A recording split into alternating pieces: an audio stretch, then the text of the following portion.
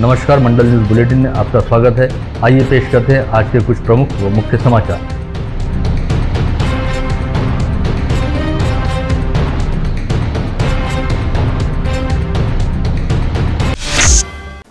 इन दिनों IPL cricket tournament की जबरदस्त धूम चल रही है और क्रिकेट प्रेमियों में इस टूर्नामेंट को लेकर दीवानगी का आलम है। दूसरी ओर हर बार की तरह इस बार भी आईपीएल क्रिकेट पर सट्टा खेलने वाले लोग सक्रिय हो गए हैं और शहर से जिले एवं आसपास के क्षेत्रों में बड़े पैमाने पर आईपीएल सट्टा खेला जा रहा है। इसमें भी अमरावती शहर का रविनगर परिसर आईपीएल सट्टे का मुख्य केंद्र बना हुआ है, जहाँ के करीब 4 से 5 स्थानों पर आईपीएल सट्टा चल रहा है। इसमें से एक सट्टा अड्डे पर छापा मारकर 2 आरोपियों को गिरफ्तार करने में राजापेट पुलिस को सफलता हाथ लगी है। रविनगर परिसर में हनुमान मंदिर के पास स्थित पानी की टंकी के निकट रहने वाले संदीप विनायक भोयरकर के घर पर आईपीएल सट्टा जारी रहने की बात राजापेट पुलिस को अपने एक मुखबिर के जरिए पता चली, जिसके बाद पुलिस ने वहां छापा मारकर संदीप भोयरकर को गिरफ्तार किया। साथ ही उसके द्वारा की जा रही व्हाट्सएप चैट के जरिए विलासनगर परिसर निवासी धीरज सुरेश भगत को भी पकड़ा। पुलिस ने इन दोनों आरोपियों के पास से 1,57,000 रुपए की नगद राशि सहित 3 मोबाइल और एक टीवी बरामद किया है। शहर पुलिस आयुक्त डॉक्टर आरती सिंह व पुलिस उपायुक्त शशिकांत सातव के मार्गदर्शन तथा राजापेट पुलिस स्टेशन के थानेदार मनीष ठाकरे के मार्गदर्शन में की गई इस कार्रवाई में पकड़े गए दोनों आरोपियों ने अपने कई फंटरों व साथीदारों के नाम पुलिस को बताए हैं। ऐसे में पुलिस द्वारा अब आईपीएल सट्टे के बड़े रैकेट को पकड़ा जा सकता है। इन दिनों अमरावती शहर सहित जिले में कोविड संक्रमित मरीजों की संख्या उछाल भर रही है और बड़ी तेजी से कोविड वायरस का संक्रमण फैल रहा है। ऐसे में हालात दिनों दिन विकट और भयावह होते जा रहे हैं। शनिवार को एक दिन के दौरान 799 लोगों की रिपोर्ट पॉजिटिव आई है। साथ ही 18 संक्रमितों की मौत हुई है, जिनमें 11 स्थानीय व 7 बाहरी जिलों के मरीजों का समावेश रहा। इसके साथ ही अमरावती जिले में कोविड मृतकों की संख्या बढ़कर 763 पर जा पहुंची है। शनिवार को अमरावती जिले के जिन 11 मरीजों की मौत हुई, उनमें अमरावती मनपा क्षेत्र के केवल 1 मरीज का समावेश रहा। वहीं शेष अन्य 10 मरीज जिले के ग्रामीण क्षेत्रों से वास्ता रखते हैं। इन आंकड़ों को देखकर प्रशासन सहित स्वास्थ्य महकमे के भी हाथ पांव फूल गए हैं। शनिवार को जिले के कोविड अस्पतालों से 92 मरीजों को कोविड मुक्त हो जाने के चलते डिस्चार्ज दिया गया। जिले में अब तक कुल 50,353 मरीज कोविड मुक्त हो चुके हैं और इस समय कुल एक्टिव पॉजिटिव मरीजों की संख्या 4,860 है, जिसमें से 1,597 मरीज कोविड अस्पतालों में भर्ती हैं। वहीं मनपा क्षेत्र में 953 व ग्रामीण क्षेत्रों में 2,310 मरीज होम आइसोलेशन में रखे गए हैं। ध्यान दिए जाने वाली बात है कि इस समय शहरी क्षेत्र की तुलना में ग्रामीण इलाकों में बड़े पैमाने पर कोविड संक्रमित मरीज पाए जा रहे हैं और ग्रामीण क्षेत्र के कोविड संक्रमित मरीजों की मौत का प्रमाण भी बढ़ रहा है। इसके अलावा ग्रामीण क्षेत्रों में एक्टिव पॉजिटिव मरीजों की संख्या भी इस समय काफी अधिक है। इस समय जहां एक और कोविड संक्रमण की रफ्तार को नियंत्रित करने हेतु संचारबंदी के साथ साथ कड़े प्रतिबंधात्मक नियम लागू किए गए हैं, वहीं दूसरी ओर कोविड संक्रमित मरीजों की संख्या कम होने की बजाय रोजाना बढ़ रही है और 17 अप्रैल को यह संख्या एक दिन के दौरान 800 के मुहाने पर जा पहुंची। इससे पहले फरवरी माह में रोजाना 700 से 800 कोविड संक्रमित मरीज मिलने का सिलसिला शुरू हुआ था। पश्चात फरवरी माह के अंत में जिला प्रशासन द्वारा अपने स्तर पर लगाए गए लॉकडाउन की वजह से मार्च माह के दौरान हालात काफी हद तक नियंत्रित होने शुरू हुए, लेकिन लॉकडाउन खुलने के बाद अप्रैल माह आते आते अमरावती जिले में एक बार फिर संक्रमण की रफ्तार और संक्रमितों की संख्या बढ़नी शुरू हुई। लगभग यही स्थिति इस समय राज्य के अन्य कई जिलों में भी है, जिसके मद्देनजर राज्य सरकार द्वारा समूचे राज्य में संचारबंदी लागू की गई है। लेकिन इसके बावजूद अमरावती सहित विदर्भ के सभी जिलों में कोविड संक्रमितों की संख्या में बेतहाशा वृद्धि हो रही है और रोजाना कोविड संक्रमितों और कोरोना से होने वाली मौतों के नए रिकॉर्ड बन रहे हैं। जिले के धामनगांव रेलवे तहसील अंतर्गत स्वास्थ्य प्रशासन द्वारा सोनेगांव खरडा व हिरपुर गांव में कोविड जांच अभियान शुरू करने के साथ ही पूरे गांव को कंटेनमेंट जोन घोषित किया गया है। शुक्रवार को सोनेगांव खरडा में एक साथ 54 लोगों की कोविड टेस्ट रिपोर्ट पॉजिटिव आई और एक संक्रमित की मौत हो गई। वहीं हिरपुर में एक ही दिन के दौरान 87 लोगों को कोविड संक्रमित पाया गया। ऐसे में प्रशासन द्वारा इन दोनों गाँवों को पूरी तरह से सील कर दिया गया है। स्थानीय जिला सामान्य अस्पताल में सारी सहित अन्य बीमारियों की वजह से भर्ती होने वाले और गंभीर स्थिति में रहने वाले मरीजों के लिए कृत्रिम ऑक्सीजन की कमी न हो, इस हेतु यहां पर लिक्विड ऑक्सीजन टैंक स्थापित किया गया था, जिसकी क्षमता करीब 3,500 सिलेंडरों की है। लेकिन पिछले 4 दिनों से यह लिक्विड ऑक्सीजन टैंक पूरी तरह से खाली पड़ा है और टैंक में लिक्विड पूरी तरह खत्म हो चुका है। ऐसे में एक बार फिर गंभीर स्थिति वाले सारी संक्रमित मरीजों को पहले की तरह सिलेंडरों के जरिए ऑक्सीजन उपलब्ध कराई जा रही है। इस समय कोविड संक्रमित मरीजों के इलाज में रेमडेसिविर नामक इंजेक्शन का बड़े धड़ल्ले के साथ प्रयोग किया जा रहा है और इस इंजेक्शन को कोविड संक्रमित मरीजों के इलाज हेतु बेहद कारगर व आवश्यक माना जा रहा है। जिससे जहां एक और डॉक्टरों द्वारा कोरोना से संक्रमित लगभग सभी मरीजों पर रेमडेसिविर इंजेक्शन का प्रयोग किया जा रहा है, वहीं दूसरी ओर संक्रमित मरीजों के परिजनों द्वारा भी मरीज को रेमडेसिविर इंजेक्शन लगाए जाने की मांग की जा रही है, जिसकी वजह से इस इंजेक्शन की मांग में अचानक ही बेतहाशा वृद्धि होकर इस इंजेक्शन की किल्लत पैदा हो गई है और कुछ स्थानों पर इस इंजेक्शन की कालाबाजारी भी शुरू हो गई है। ऐसे में हालात को नियंत्रित करने हेतु अमरावती के जिलाधीश शैलेश नवाल ने जहां एक और रेमडेसिविर इंजेक्शन की खुली बिक्री पर प्रतिबंध लगा दिया और निजी अस्पतालों को अपने नियंत्रण के तहत पीडीएमसी अस्पताल से रेमडेसिविर इंजेक्शन उपलब्ध कराना शुरू किया, वहीं दूसरी ओर कोविड संक्रमित मरीजों का इलाज कर रहे डॉक्टरों को भी यह नसीहत दी कि हर कोविड संक्रमित मरीज को बिना वजह और जबरन रेमडेसिविर इंजेक्शन न लगाया जाए। साथ ही यदि किसी मरीज को रेमडेसिविर इंजेक्शन के केवल 2 ही डोज लगाकर काम चल सकता है तो उन्हें नाहक इस इंजेक्शन के 5 या 6 डोज न लगाए जाएं। यदि इस इंजेक्शन के प्रयोग को नियंत्रित किया जाता है तो गंभीर स्थिति में रहने वाले मरीजों हेतु रेमडेसिविर इंजेक्शन का स्टॉक बड़ी आसानी से उपलब्ध कराया जा सकता है। वहीं दूसरी ओर जिलाधीश शैलेश नवाल के निर्देश पर मनपा आयुक्त प्रशांत रोडे ने अमरावती शहर के डॉक्टरों की एक बैठक अपने कक्ष में बुलाई, जिसमें कहा गया कि गंभीर स्थिति वाले जिन कोविड संक्रमित मरीजों को वाकई इस इंजेक्शन की जरूरत है, केवल उन्हें ही इस इंजेक्शन की डोज दिए जाएं। इससे इस इंजेक्शन की मांग में कमी लाई जा सकती है और किल्लत को दूर करते हुए जरूरतमंद मरीजों के लिए बड़ी आसानी से इंजेक्शन उपलब्ध कराया जा सकता है। जे वाढते बेडमध्ये रेमडेसिवीरचा तुटवडा व ऑक्सिजनच्या तुटवड्याच्या वारंवार तक्रारी ज्या प्राप्त होत आहेत, तर त्यात असं मी आपल्या सर्वांना आवाहन करतो की रेमडेसिवीर ही लाईफ सेविंग ड्रग नसून त्याला पेशंटचा हॉस्पिटलचा स्टे कमी करण्यासाठी त्याची मदत होते, तरी डॉक्टरांचा सल्ला घेऊनच रेमडेसिवीरचा वापर करण्यात यावा व सिटीचा वापरही डॉक्टरांचा सल्ला घेऊनच करण्यात यावा। आप जो रिलेटिव हैं, पेशेंट है, आप पैनिक ना हो इंजेक्शन को लेके, रेमडेसिविर को लेके, बाकी जिसको लेके वो डॉक्टर को डिसाइड करने दीजिए आप कि इंजेक्शन पेशेंट को लगना है कि नहीं लगना है। अभी ये डिज़ास्टर का टाइम है, ऐसे इसमें हर चीज़ की कमी होती है, ऑक्सीजन की भी कमी होगी, इंजेक्शन की भी कमी होगी, तो आप लोग पैनिक ना हो, डॉक्टर को डिसाइड करने दीजिए आप कि ट्रीटमेंट किस लाइन से जाना है। तर मी याविषयी सांगू इच्छितो की प्रशासनातर्फे रेमडेसिवीर हे सर्व डेडिकेटेड कोविड हॉस्पिटल्समध्ये अवेलेबल करून देण्यात आलेलं आहे आणि तिथलं संपल्यानंतर डॉक्टर पीडीएम मेडिकल कॉलेजमध्ये रेमडेसिवीर त्या पेशंटसाठी अवेलेबल करून देण्यात येईल, म्हणून सर्वांनी निश्चिंत राहावे। रेमडेसिवीरचं प्रत्येक पेशंटला रेमडेसिवीर मिळणारच आहे। की आता पेशंट स्वतःहून इंजेक्शन रेमडेसिवीरची मागणी करतात। मी तुम्हाला सांगू इच्छितो की रेमडेसिवीर हा लाईफ सेविंग ड्रग नाही आहे आणि कोरोनाच्या सगळ्याच रुग्णांना त्याची गरज आहे असंही नाही आहे, त्यामुळे कुठल्या रुग्णाला रेमडेसिवीर द्यायचं हा निर्णय त्या डॉक्टरांनी करायचा आहे। पेशंटनी डॉक्टरांच्या निर्णयाशिवाय या बाबतीत घाई करू नये, कारण मग असं होतं की ज्याला गरज नाही त्याला रेमडेसिवीर मिळतं आणि ज्याला ॲक्च्युअली गरज राहील रेमडेसिवीर नसल्यामुळे मग त्याला मिळणार नाही। म्हणून समाजाचा विचार करता हा जो निर्णय आहे तो तुम्ही डॉक्टरांवर सोडला पाहिजे आणि आपण सगळ्यांनी कुठेही जर सर्दी खोकला ताप येत असेल तर ताबडतोब RT-PCR तपासणी केली पाहिजे, त्यामुळे या रोगाचा फैलाव करण्यासाठी आपली मदत होईल आणि आपण सगळे सुरक्षित राहू। धन्यवाद। नमस्कार, मी doctor Sandeep Dankhede, Indian Medical Association Amravati ब्रांचचा सेक्रेटरी। सध्या आपल्याला दिसतंय की कोविडच्या रुग्णांमध्ये वाढ होत आहे आणि अशाच्यामध्ये सोशल मीडिया आणि इतर ठिकाणच्या बातम्यांमुळे एक संभ्रम लोकांमध्ये निर्माण होतो आहे आणि त्यांना असं वाटतं आहे की आपल्याला रेमडेसिवीरचं इंजेक्शन हे मिळणं अतिशय आवश्यकच झालेलं आहे। WHOच्या नुकत्याच अहवालामध्ये असं सिद्ध झालेलं आहे की प्रत्येकच रुग्णाला रेमडेसिवीर देणं आवश्यक नाही। रेमडेसिवीर दिलं म्हणजेच रुग्ण वाचेल किंवा रेमडेसिवीर दिलं नाही म्हणजे रुग्ण वाचू शकणार नाही असं मुळीच नाही, तर कोविडच्या रुग्णासाठी ऑक्सिजन, सपोर्टिव्ह केअर, नर्सिंग शुश्रूषा आणि त्याच्यासोबतच्या कोमॉर्बिडिटीचा उपचार अशा सगळ्या गोष्टींचा एकत्रित उपचार केल्यानंतरच त्या पेशंटचं वाचणं किंवा सुधारणं हे अवलंबून असतं। तरी सर्व रुग्ण नातेवाईकांना आमची विनंती आहे की त्यांनी रेमडेसिवीर मिळण्याबद्दल आग्रह न करता ते देणं आवश्यक आहे की नाही हा निर्णय सर्वतोपरी त्यांना उपचार करणाऱ्या डॉक्टरांवरती सोडून द्यावा। याचप्रमाणे सोशल मीडियावरच्या बातम्यांच्या आहारी न जाता योग्य ती माहिती प्रशासनाकडून जी वेळोवेळी देण्यात येते त्यावर विश्वास ठेवावा, आपल्या ट्रीटमेंट करणाऱ्या डॉक्टरांवर विश्वास ठेवावा। इंडियन मेडिकल असोसिएशनतर्फे कालच एक राष्ट्रीय स्तरावरती हेल्पलाईन चालू करण्यात आली आहे, ज्यामध्ये निश्चित योग्य ती माहिती देण्यात येणार आहे, त्याचा उपयोग आपल्याला करून घेता येईल आणि वेळोवेळी प्रशासनातर्फे देण्यात येणाऱ्या सर्व उपाययोजना आणि सूचनांचं आपण पालन करावं अशी आपल्याला विनंती करतो।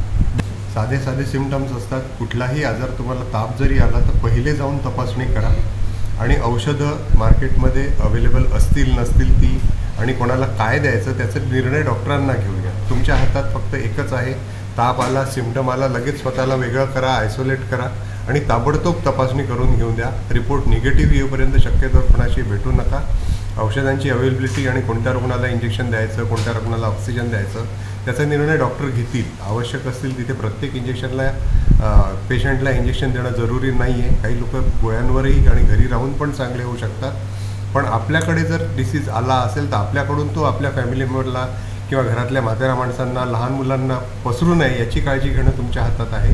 तेवढं तुम्ही निश्चित करा, ताबडतोब टेस्ट करा आणि प्रशासनाला पूर्ण सहकार्य करा. याच्यामुळे आपण कोविडचं बऱ्यापैकी हे जे प्रसार आहे आपण थांबवू शकतो. आपल्याला ती चेन ब्रेक करायची आहे आणि आपण निश्चित करून आपण याच्यातून यशस्वी होऊन बाहेर निघू अशी अपेक्षा आहे आणि आशा आहे. धन्यवाद.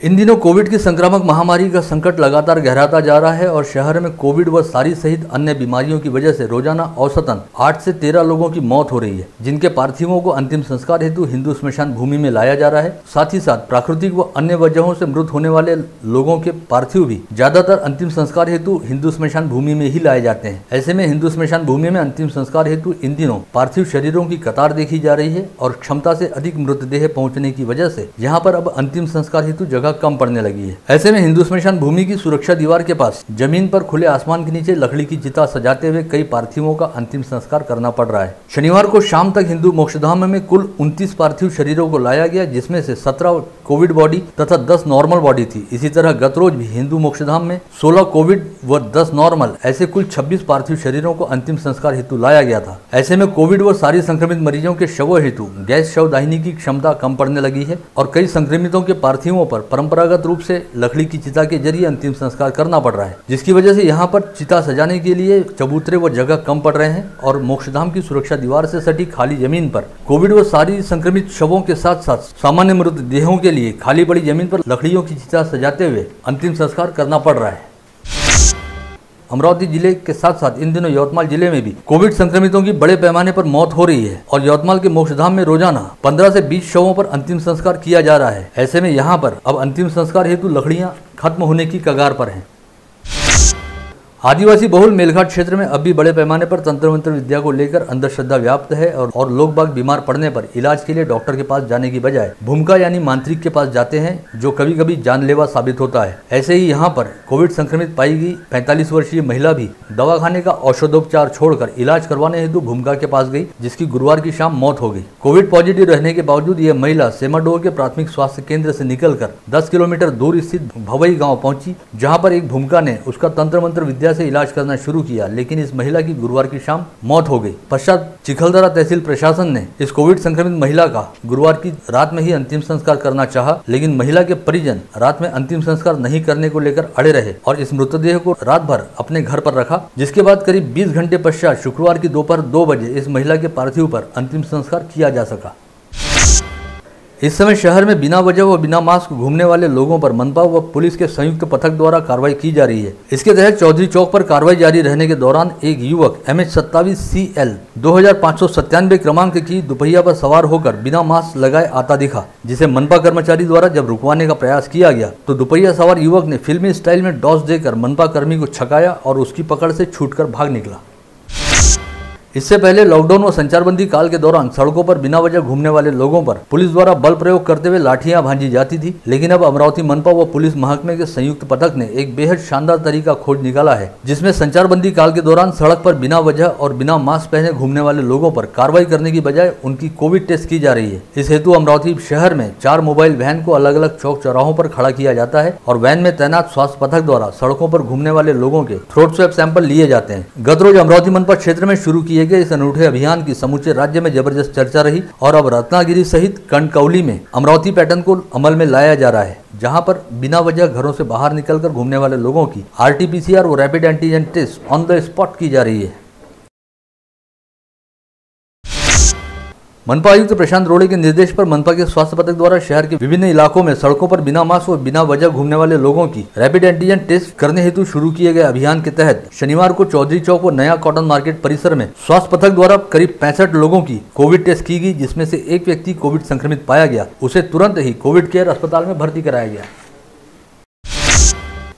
इस समय राज्य सरकार द्वारा लगाए गए लॉकडाउन के तहत दिन के वक्त जमावबंदी एवं रात के वक्त संचारबंदी यानी कर्फ्यू लागू किया गया है। इसके बावजूद लोग बाग सड़कों पर निकलने से बाज नहीं आ रहे। ऐसे में शहर पुलिस आयुक्त डॉक्टर आरती सिंह ने शुक्रवार की देर रात अमरावती शहर के विभिन्न चौक चौराहों एवं इलाकों का दौरा करते हुए फिक्स पॉइंट ड्यूटी पर तैनात अधिकारियों व कर्मचारियों को आवश्यक दिशा निर्देश जारी किए। साथ ही बिना वजह सड़कों पर घूमने वाले लोगों पर कार्रवाई करने का आदेश जारी करते हुए अपने सभी अधीनस्थ अधिकारियों व कर्मचारियों का हौसला भी बढ़ाया। उभे आहोत आणि लोकांना विचारतात, लोक काही एक्सक्यूज देत आहे। 8:30 वाजता आहे, अजूनही 8:45 लोकांच्याकडे एक्सक्यूज आहे आणि आता 8च्या नंतर कुठलाही एक्सक्यूज चालणार नाही। जे रस्त्यावर आता दिसत आहे त्यांच्यावर कारवाई करण्याची सूचना सर्वांना।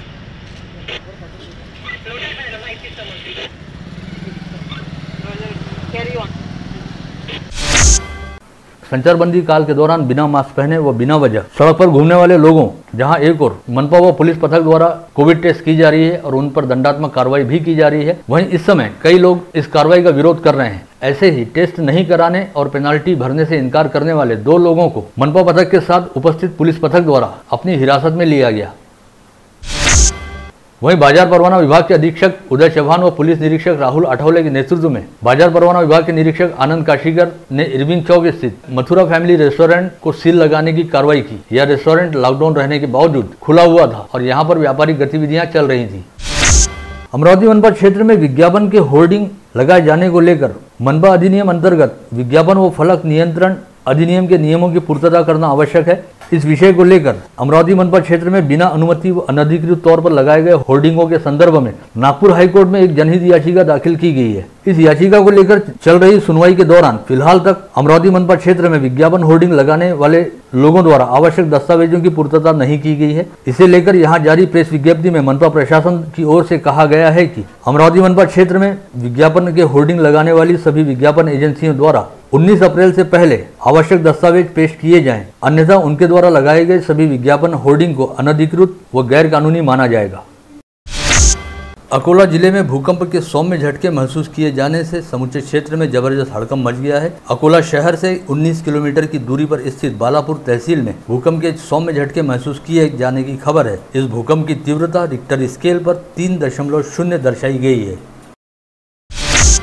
इस समय संचारबंदी जारी रहने के दौरान राज्य परिवहन निगम की बस सेवा केवल अत्यावश्यक सेवा से संबंधित कार्यों व कर्मचारियों के लिए शुरू है और सर्वसामान्य नागरिकों को बस स्थानक परिसर में प्रवेश नहीं दिया जा रहा। इस हेतु अमरावती मध्यवर्ती बस स्थानक के तीनों प्रवेश द्वार आम नागरिकों के लिए बंद कर दिए गए हैं। ऐसे में बाहर गाँव जाने वाले यात्रियों की बस स्थानक परिसर के सामने भारी भीड़ शनिवार को दिखाई दी और यात्रियों द्वारा बस सेवा बंद रहने पर संताप भी व्यक्त किया गया। यहाँ पर भीड़ को नियंत्रित करने हेतु राज्य परिवहन निगम के सुरक्षा रक्षकों सहित पुलिस का भी कड़ा बंदोबस्त लगाया गया था। वहीं बस स्थानक परिसर के भीतर पूरी तरह से शांति व सन्नाटे का आलम देखा गया।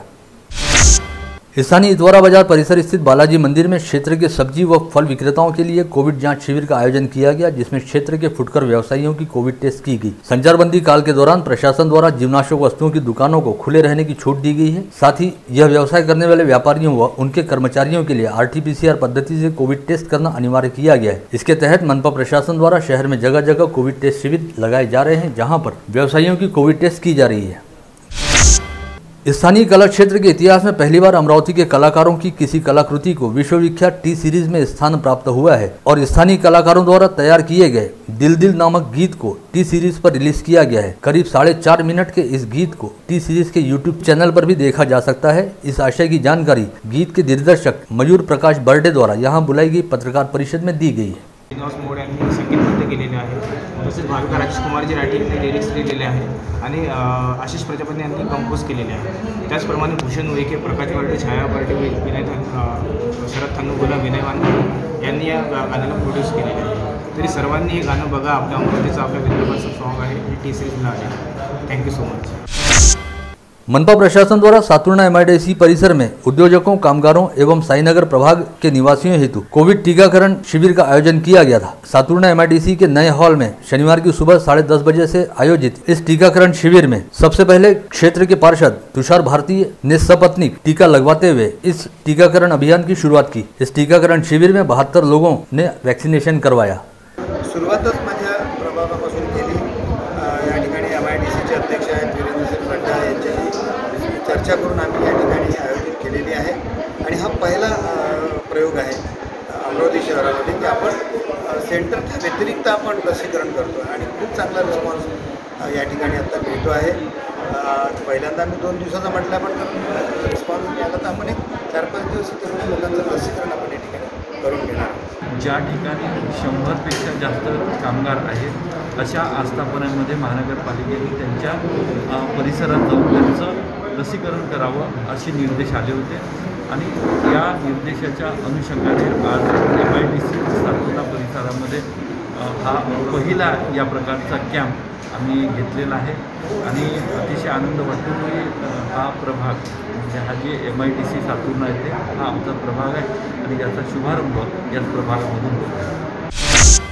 हरिसाल की फॉरेस्ट रेंजर दीपाली चौहान की आत्महत्या मामले में प्राथमिक जांच की जिम्मेदारी राज्य के अपर पुलिस महासंचालक प्रज्ञा सरोदे को वन मंत्रालय द्वारा सौंपी गई है, किंतु इस बात को 15 दिन बीत जाने के बाद भी आज तक न तो इस मामले में कोई प्राथमिक जांच ही हुई है, न ही भारतीय पुलिस सेवा के किसी अधिकारी का अमरावती सहित मेलघाट क्षेत्र में दौरा हुआ है। ऐसे में कयास लगाया जा रहा है कि दीपाली आत्महत्या मामले की प्राथमिक जाँच को बाधित करने के लिए कुछ रसूखदार लोगों द्वारा अपने सूत्रों का उपयोग कर जाँच में रुकावट पैदा की जा रही है। विगत 25 मार्च को दीपाली चौहान द्वारा आत्महत्या की गई थी, जिसके बाद वन विभाग के मुख्य वन संरक्षक अरविंद आप्टे ने 31 मार्च को इस मामले की प्राथमिक जांच करने की जिम्मेदारी आईपीएस अधिकारी प्रज्ञा सरोदे को सौंपी थी और 30 अप्रैल तक अपनी रिपोर्ट सरकार के समक्ष प्रस्तुत करने कहा था, किंतु मामले की जांच के आदेश जारी होने के 15 दिन बाद भी आईपीएस अधिकारी प्रज्ञा सरोदे दीपाली आत्महत्या मामले की जाँच के लिए न तो हरिसाल पहुंची है, न ही उन्होंने अमरावती आकर कोई जाँच पड़ताल शुरू की है। शहर के सुप्रसिद्ध समाजसेवी व युवा उद्योजक मोहित मुरलीधर चौधरी ने शनिवार को दूसरी बार अपना प्लाज्मा दान करते हुए किसी कोविड संक्रमित मरीज की जान बचाने हेतु अपना सहयोग दिया।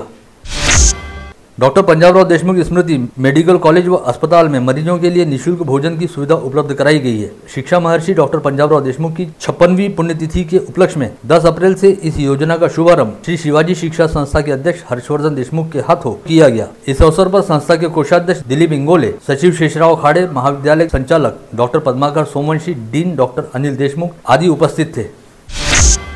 वहीं डॉक्टर बाबा साहब आम्बेडकर जयंती उपलक्ष्य में doctor Baba Saheb Ambedkar national association of engineers की अमरावती शाखा द्वारा पीडीएमसी अस्पताल के कोरोना योद्धाओं के लिए बुधवार को 50 पीपीई किट भेंट स्वरूप प्रदान की गई। बडनेरा निर्वाचन क्षेत्र के विधायक रवि राणा ने शनिवार को बेलोरा हवाई अड्डे का मुआयना करते हुए यहां पर चल रहे विस्तार एवं विकास संबंधी कामों का मुआयना किया, साथ ही यहां के अधिकारियों व ठेकेदारों को तत्काल अपने काम निपटाने के निर्देश दिए। शहर के पश्चिमी क्षेत्र में रहने वाले मनपा के सुकली कंपोस्ट डिपो पर बड़े पैमाने पर जमा हुए कचरे का निपटारा करने के लिए बायो माइनिंग निविदा प्रक्रिया शुरू की गई है। इस ठेके का मूल्य 15 करोड़ 50 लाख रुपए निश्चित किया गया है। हाल ही में हुई निविदा प्रक्रिया अंतर्गत 6 इच्छुक ठेकेदारों ने प्रत्यक्ष रूप से मनपा आयुक्त प्रशांत रोड़े से भेंट की और 6 इच्छुक ठेकेदारों ने इस प्रक्रिया में ऑनलाइन सहभाग लिया। ऐसे में इस बायो माइनिंग का ठेका निश्चित तौर पर किस ठेकेदार को मिलता है, इस ओर सभी की निगाहें लगी हुई हैं। इन दिनों लॉकडाउन एवं ईंधन दर वृद्धि के परिणाम स्वरूप खाद्य तेलों की कीमतों में भी लगातार इजाफा देखा जा रहा है और अधिकांश घरों में भोजन बनाने हेतु प्रयुक्त होने वाले सोयाबीन तेल की दरें 150 रुपये प्रति किलो के स्तर को पार कर गई हैं। इस वर्ष कोरोना संक्रमण के खतरे के चलते कक्षा 10वीं व 12वीं की परीक्षाएं महीने भर के लिए आगे टल गई हैं, लेकिन इससे पहले ही विभागीय शिक्षा बोर्ड द्वारा शालाओं को वितरित की गई कोरी उत्तर पुस्तिकाओं का क्या किया जाए, यह मसला उत्पन्न हुआ है। ऐसे में इन सीलबंद उत्तर पुस्तिकाओं को आगामी 1 माह तक अपनी कस्टडी में संभाल कर रखने की संवेदनशील जिम्मेदारी सभी शालाओं पर आन पड़ी है। राज्य सरकार द्वारा घोषित लॉकडाउन में केवल अत्यावश्यक वस्तुओं की दुकानें शुरू रहने का आदेश जारी रहने के बावजूद सिटी कोतवाली पुलिस थाना अंतर्गत केडिया मॉल के बेसमेंट में कल दोपहर इलेक्ट्रॉनिक वस्तुओं की दुकान खुली थी और इस दुकान में इलेक्ट्रॉनिक वस्तुएं खरीदने के लिए लोगों की भीड़ लगी हुई। पश्चात जानकारी मिलने पर पुलिस ने वहां पहुंचकर केडिया मॉल के संचालक नीरज केडिया समेत दुकान में ग्राहकी करने हेतु उपस्थित 10 लोगों पर अपराध दर्ज किया है। परतौड़ा शहर के संतोषी नगर परिसर निवासी प्रहार जनशक्ति पार्टी के सक्रिय कार्यकर्ता और किसान बाला साहब उर्फ प्रकाश खड़से ने शनिवार की सुबह अपने खेत के बाजू में स्थित शिरस्कर नामक किसान के खेत में पेड़ पर फांसी लगाकर आत्महत्या कर ली। बाला साहब खड़से का धारणी रोड स्थित गौरखेड़ा कुंभी गाँव में खेत है। खड़से की जेब में एक सुसाइड नोट भी पाया गया, जिसमें लिखा गया है कि उन पर यूनियन बैंक का 8 लाख रुपए का कर्ज है और वे फसलों की हो रही क्षति से परेशान थे, जिसके चलते उन्होंने यह आत्मघाती कदम उठाया है। जेल रोड निवासी जितेंद्र सुधा मनोहर नामक युवक की जयस्तंभ चौक पर वर्दी डिपार्टमेंटल स्टोर नाम की दुकान है। उत्तराखंड के हरिद्वार निवासी सुनील कुमार अग्रवाल ने उन्हें 500 लाठी, 500 टी शर्ट व अन्य साहित्य पहुंचाने के नाम पर 25,000 रुपए से ठग लिया। कोतवाली पुलिस ने मामले में अपराध दर्ज किया है। शनिवार की सुबह पथरोड पुलिस को खबर मिली थी कि थाना क्षेत्र के तहत सिंधी गांव में रहने वाला शेख समीर शेख रहमान नामक युवक देसी पिस्तौल लेकर घूम रहा है। खबर मिलते ही पथरोड थाने के सहायक पुलिस निरीक्षक सचिन जाधव व उनके दल ने गांव में जाकर शेख समीर को देसी कट्टे के साथ गिरफ्तार किया है। आप देख रहे थे मंडल न्यूज बुलेटिन। हमारे चैनल को लाइक करें, शेयर करें और हाँ, सब्सक्राइब करना ना भूलें। कल होगी आपसे फिर मुलाकात, तब तक के लिए धन्यवाद।